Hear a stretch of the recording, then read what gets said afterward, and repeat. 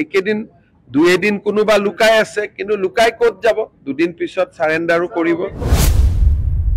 trading এটা illegal activity এই illegal অ্যাক্টিভিটিটোক জুনে সমৰ্থন কৰে তাৰ বিষয়ে অসম চৰকাৰে কঠোৰ ব্যৱস্থা ল'ব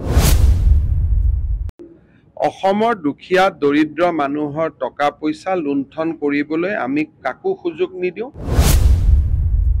ৰিজাৰ্ভ বেংক অফ ইণ্ডিয়াৰ অনুমতি নোহোৱাকৈ কোনেও কাৰো পৰা এটকাও সংগ্ৰহ কৰিব নোৱাৰে ট্ৰেডিংৰ লগত জড়িত কাৰো সমৰ্থক হ'ব নোৱাৰে ট্ৰেডিং এটা ইলিগেল অ্যাক্টিভিটি আৰু এই ইলিগেল অ্যাক্টিভিটিটোক জুনে সমৰ্থন কৰে তাৰ বিষয়ে অসম চৰকাৰে কঠোৰ ব্যৱস্থা ল'ব অসমৰ দুখীয়া দৰিদ্ৰ মানুহৰ টকা পইচা লুণ্ঠন কৰিবলৈ আমি কাকো সুযোগ নিদিও আজি এজন অসমৰ ব্যক্তিয়ে লিখিছে ফেসবুকত যে স্টক ট্ৰেডিং তো এটা বেলেগ কথা একো বেলেগ কথা নহয় ৰিজাৰ্ভ বেংক অফ ইণ্ডিয়াৰ অনুমতি নোহোৱাকৈ কোনেও কাৰো পৰা এটকাও সংগ্ৰহ কৰিব নোৱাৰে সেইটোৱে হৈছে দেশৰ প্ৰচলিত আইন হি ষ্টকৰ কাৰণে হক প্লেনৰ কাৰণে হক হি ৰেলৰ কাৰণে হক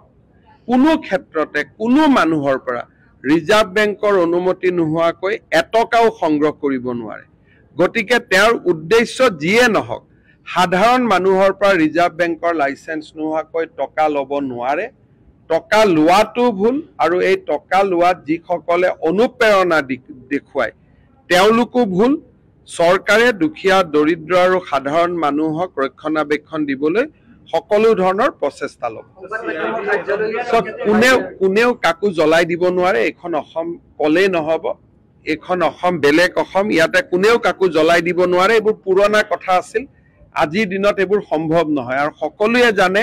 যে আইন হাতত ললে পৰিবেশ কি হ'ব বাৰে বাৰে বহুত দিনে বহুত ঘটনাই প্ৰমাণ কৰিছে যে অসমত আইন হাতত লোৱাটো ইমান সহজ নহয় এজন সিআইডি কনিষ্ঠবলো জড়িত হৈ আছিল আমি তেওঁকো জড়িত কৰিছো বা গ্ৰেপ্তাৰ কৰিছো আৰু যোন একেদিন দুই এদিন কোনোবা লুকাই আছে কিন্তু লুকাই ক'ত যাব দুদিন পিছত সারেন্ডারও কৰিব ইয়াত ক'ৰ পৰা কম্প্ৰমাইজ হ'ব এটো কম্প্ৰমাইজ কৰা পাৱাৰ অকল ৰিজাৰ্ভ বেংক অফ ইণ্ডিয়াৰ আছে তাত মোৰ নাই